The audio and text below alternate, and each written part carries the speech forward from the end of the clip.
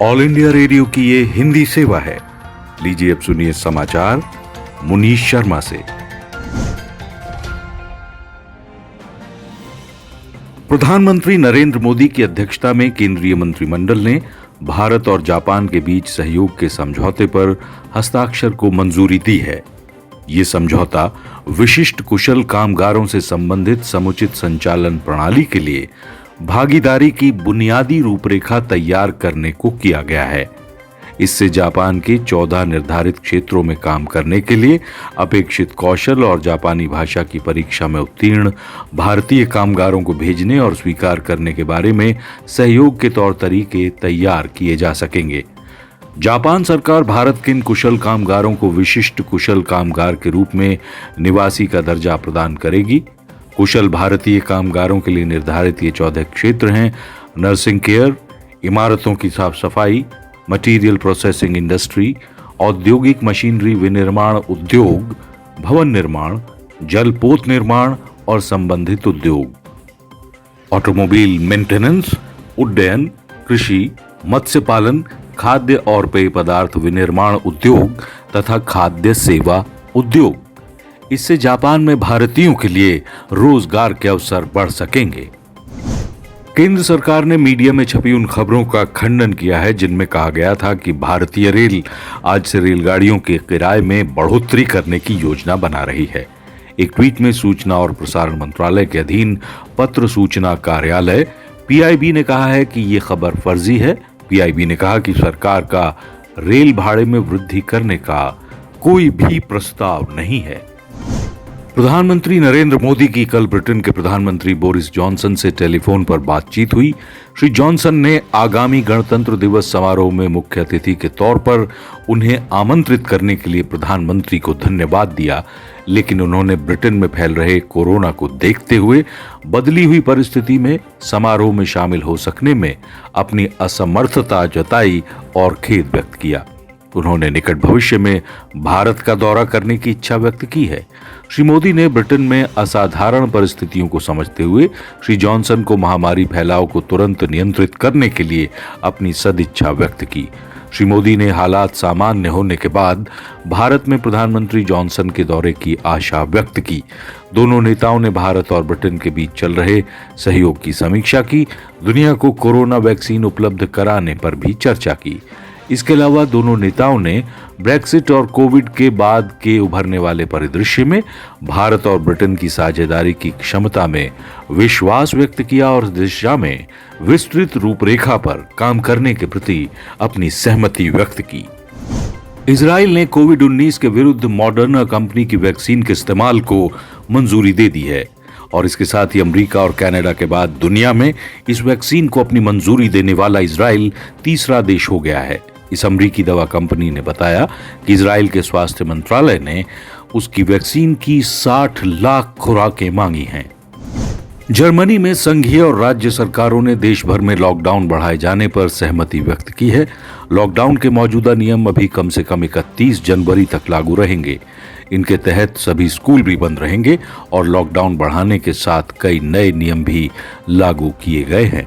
नए नियमों की घोषणा करते हुए जर्मनी की चांसलर एंगेला मर्केल ने कहा कि अब हमें ज्यादा सतर्क रहने की जरूरत है। श्रीमती मर्केल ने कहा कि कोरोना वायरस के नए रूप ने परिस्थिति को और गंभीर बना दिया है। विश्व स्वास्थ्य संगठन WHO ने कोविड की उत्पत्ति की जांच के लिए अंतर्राष्ट्रीय विशेषज्ञ दल को चीन के वुहान क्षेत्र में जाने की अनुमति न देने के चीन के फैसले पर निराशा व्यक्त की है।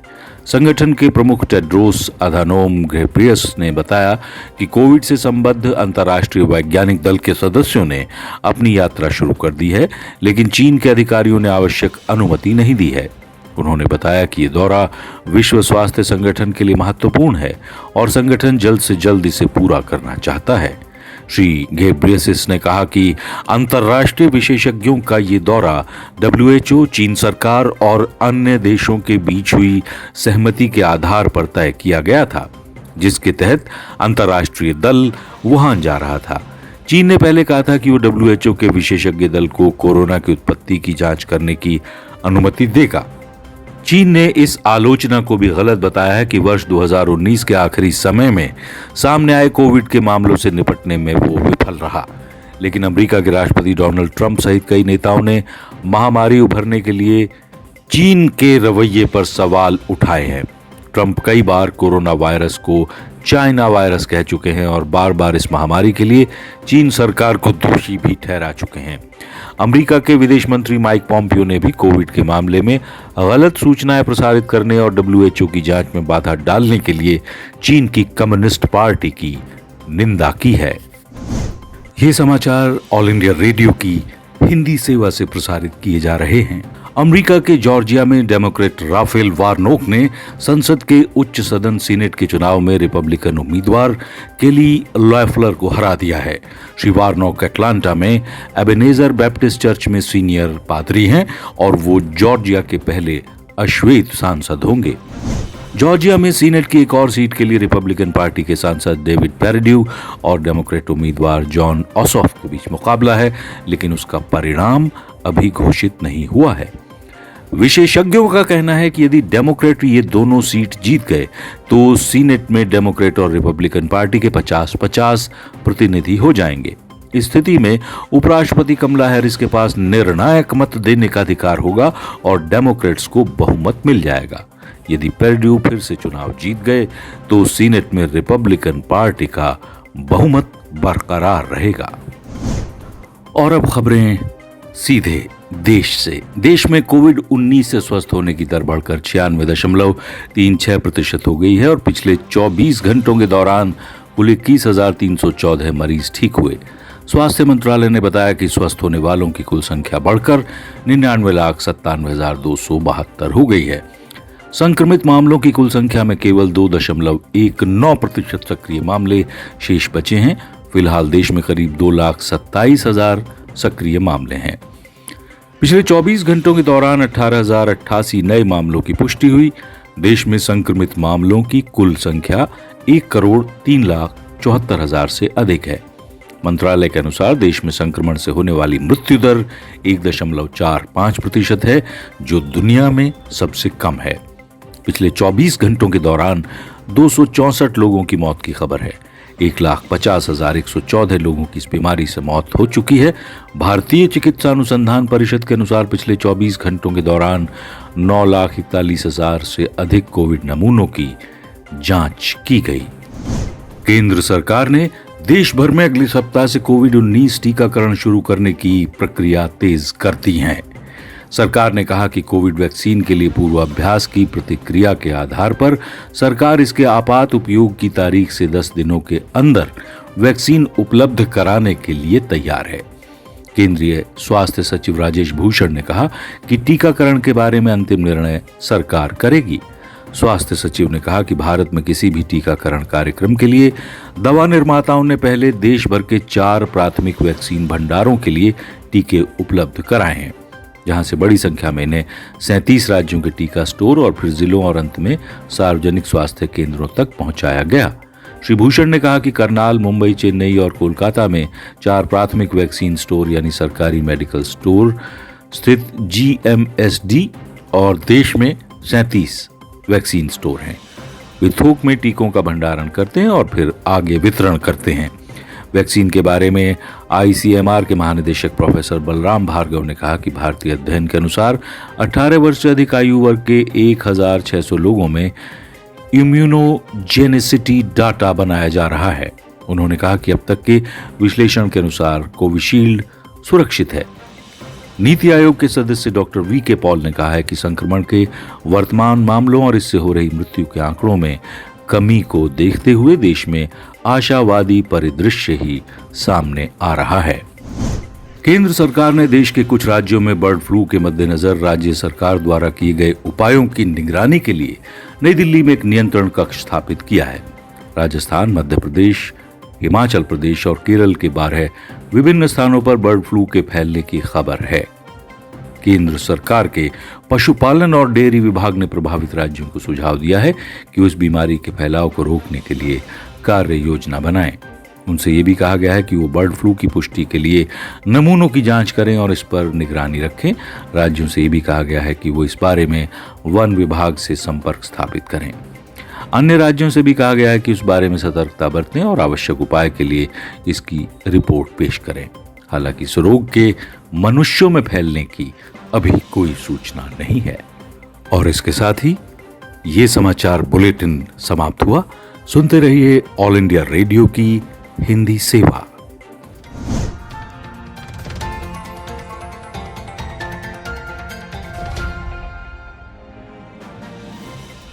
समाचार पत्रों से प्रस्तुति हिंदी एकांश की, वाचन स्वर नीलम अलकानिया का 6 जनवरी 2021 के लिए। देश के विभिन्न समाचार पत्रों ने अलग अलग विषयों पर संपादकीय लेख लिखे हैं और साथ ही बहुत सी अन्य खबरें भी सुर्खियों के रूप में मुख्य पृष्ठ पर सामने आई हैं। नए संसद भवन को सुप्रीम कोर्ट से हरी झंडी मिलने की खबर सभी अखबारों में प्रमुखता से है। दैनिक जागरण की सुर्खी है, नए संसद भवन का रास्ता साफ। नवभारत टाइम्स लिखता है, राष्ट्रपति भवन से इंडिया गेट तक की नई तस्वीर। कोरोना महामारी से बचाव के लिए टीकाकरण अभियान पर स्वास्थ्य सचिव का बयान। सरकार से मंजूरी मिलते ही शुरू हो जाएगा अभियान, हिंदुस्तान की पहली खबर है। दैनिक भास्कर की खबर है, संक्रांति से टीका क्रांति। पत्र लिखता है, राज्यों की तैयारी पूरी, वैक्सीनेशन बूथ भी बने। राजस्थान पत्रिका ने कोरोना से जंग शीर्षक से लिखा है, 10 दिन के भीतर टीकाकरण का उत्तरायण। बर्ड फ्लू से संबंधित खबरें कई अखबारों में हैं। राजस्थान पत्रिका ने फ्लू की परवाज शीर्षक से लिखा है, गुजरात और हरियाणा ने पक्षियों के सैंपल जांच के लिए भेजे हैं। तमिलनाडु में मुर्गियों, अंडों और अन्य सामग्रियों के आयात पर रोक लगा दी है। नवभारत टाइम्स की सुर्खी है, बर्ड फ्लू पर केंद्र ने किया आगाह। प्रधानमंत्री नरेंद्र मोदी के एक गैस ग्रिड के ऐलान की खबर राष्ट्रीय सहारा सहित सभी अखबारों में है। पत्र ने उनके इस बयान को प्रमुखता से दिया है कि सरकार आर्थिक विकास को बढ़ावा देने के लिए राजमार्ग, रेलवे, मेट्रो, विमान, जल, डिजिटल और गैस संपर्क पर अभूतपूर्व काम कर रही है। संसद का सत्र 29 जनवरी से 1 फरवरी को आम बजट, लिखता है जनसत्ता। सत्र के दौरान कोरोना प्रोटोकॉल का होगा पूरी तरह पालन, राजस्थान पत्रिका की खबर है। दैनिक ट्रिब्यून कहता है, 29 जनवरी से शुरू होने वाला बजट सत्र 2 भागों में होगा। रेलवे द्वारा माल बुकिंग पोर्टल शुरू करने की खबर हिंदुस्तान के अर्थ जगत पन्ने पर है। पत्र ने रेल मंत्री के इस बयान को भी दिया है कि लोग घर या ऑफिस से भी करा पाएंगे बुकिंग। टॉयकोथॉन से खिलौना क्षेत्र में आत्मनिर्भर बनेगा भारत, राष्ट्रीय सहारा की खबर है। पत्र ने लिखा है, देश के 33 करोड़ छात्रों के अभिनव कौशल को परखने की कोशिश। राजस्थान पत्रिका की खबर है, अंतरिक्ष में जाने के लिए देसी स्टार्टअप्स की होड़। पत्र लिखता है, निजी क्षेत्र की एंट्री के बाद भारत में कोई स्टार्टअप बना रहा उपग्रह तो कोई रॉकेट। जनसत्ता ने अपने संपादकीय को शीर्षक दिया है, युद्ध के मुहाने। संपादकीय में लिखा गया है, यूरेनियम संवर्धन कार्यक्रम फिर से शुरू कर ईरान ने अमेरिका की नींद उड़ा दी है। ईरान ने यह कदम ऐसे वक्त में उठाया है जब अमेरिकी राष्ट्रपति डोनाल्ड ट्रंप की विदाई को मात्र 2 हफ्ते बचे हैं और नए राष्ट्रपति जो बाइडेन अमेरिका की सत्ता को संभालने वाले हैं। हालांकि ईरान का ये कार्यक्रम कोई चोरी छिपे नहीं है। इसके लिए उसने बाकायदा अंतर्राष्ट्रीय परमाणु ऊर्जा एजेंसी को सूचित किया था। लेकिन जो हो, उसके इस फैसले से न सिर्फ पश्चिम एशिया बल्कि अमेरिका के साथ तनाव और बढ़ने की आशंका से इनकार नहीं किया जा सकता। ईरान ने 1 दशक पहले भी 20% यूरेनियम संवर्धन की दिशा में कदम बढ़ाया था और तब उसके और इजराइल के बीच टकराव ने गंभीर रूप ले लिया था। इसलिए इस बार फिर से ये अंदेशा गहरा गया है कि ईरानी राष्ट्रपति का ये फैसला कहीं पश्चिम एशिया को युद्ध की आग में झोंकने वाला तो साबित नहीं होगा। यूरेनियम संवर्धन कार्यक्रम को लेकर ईरान शुरू से कहता आया है कि वो इसका इस्तेमाल परमाणु हथियार बनाने में नहीं बल्कि शांतिपूर्ण कार्यों के लिए ही करेगा। लेकिन अमेरिका सहित पश्चिमी देशों ने जिस तरह से ईरान की घेरेबंदी कर रखी है, उसमें वो अपनी सुरक्षा के लिए परमाणु हथियारों का निर्माण नहीं करेगा, इसकी क्या गारंटी है।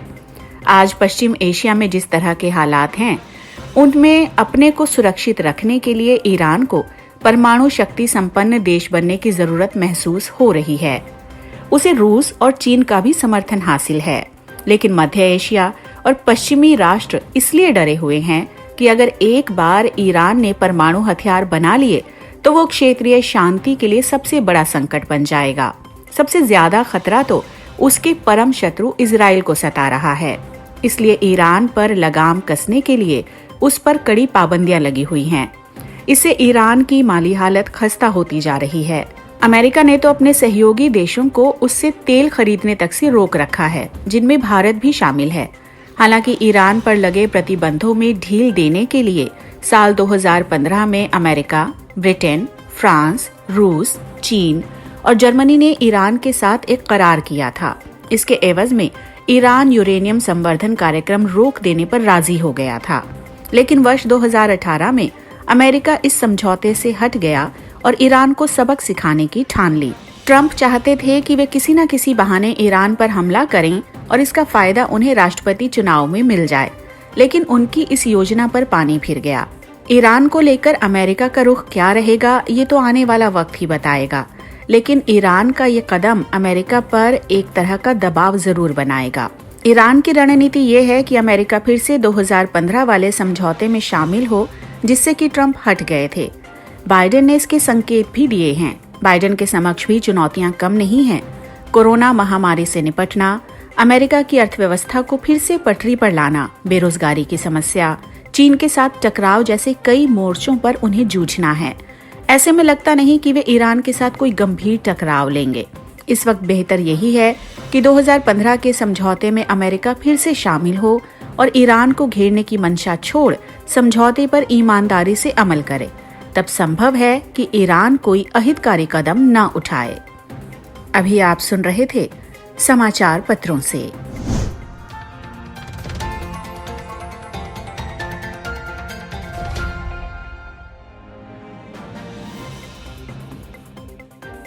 सामयिक वार्ता। विषय: भारत ने फिजी को पहुंचाई मानवीय सहायता। आलेख कौशिक रॉय का। वाचन स्वर नीलम मलकानिया का। 6 जनवरी 2021 के लिए। भारत के फिजी के साथ ऐतिहासिक संबंध हैं। ये संबंध 1879 में उस समय शुरू हुए थे जब गिरमिटिया व्यवस्था के अंतर्गत गन्ने की खेती के लिए भारतीय श्रमिकों को फिजी ले जाया गया था। 1879 से 1916 के बीच लगभग 60,000 भारतीयों को फिजी ले जाया गया। 20वीं सदी की शुरुआत में भारतीय व्यापारी और अन्य लोग भी फिजी पहुंचने लगे। कामगारों के आंदोलन और 1915 तथा 1917 में फिजी जाने वाले CF एंड्रयूज की रिपोर्ट के बाद 1920 में गिरमिटिया व्यवस्था समाप्त हो गई। आज 9 लाख की आबादी में फिजी में 37% लोग भारतीय मूल के हैं। 1970 में फिजी की स्वतंत्रता से पहले भारतीय मूल के लोगों के हितों की देखभाल के लिए 1948 तक भारत का आयुक्त होता था। आजादी के बाद इस पद को उच्चायुक्त में बदल दिया गया। दोनों पक्षों के बीच एक मजबूत तथा प्रभावशाली संबंध है। भारत और फिजी के बीच उच्च स्तरीय यात्राएं होती रहती हैं।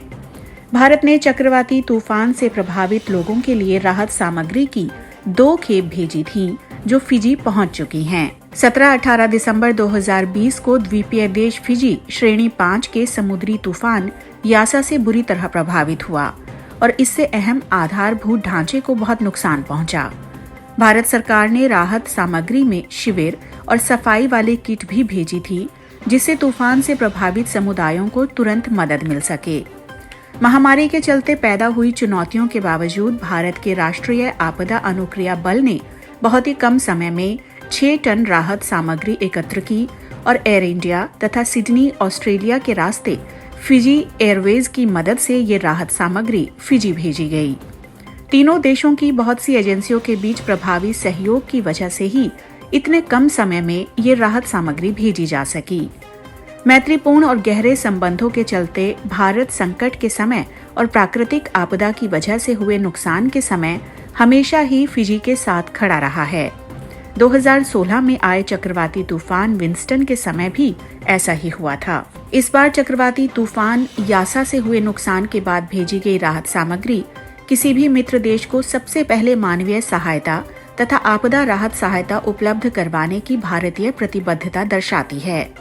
आपदा जोखिम उन्मूलन और प्रबंधन प्रधानमंत्री नरेंद्र मोदी द्वारा नवंबर 2019 में घोषित भारत की हिंद प्रशांत महासागर पहल का एक महत्वपूर्ण स्तंभ है।